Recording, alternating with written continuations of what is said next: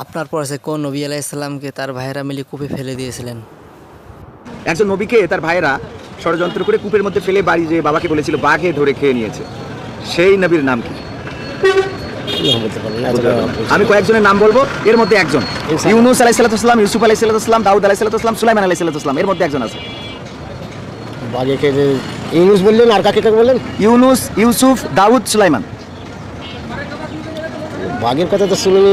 ভাইয়েরা মিলে একটা কূপে ফেলে দিয়েছিল, পরে তিনি মিশরের প্রেসিডেন্ট হয়েছিলেন।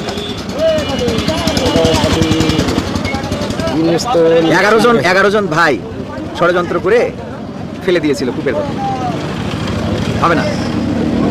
ইউসুফ হতে পারে। হ্যাঁ, ইউসুফ হতে পারে। ইউসুফ হতে পারে। কনফিডেন্স নিয়ে বলেন। ইউসুফই ধরে। ইউসুফ, আলহামদুলিল্লাহ, সঠিক উত্তর। আপনার জন্য এই যে আছে চাউল, ডাউল, তেল, সুডা, পাউডার, যা কিছু আলহামদুলিল্লাহ।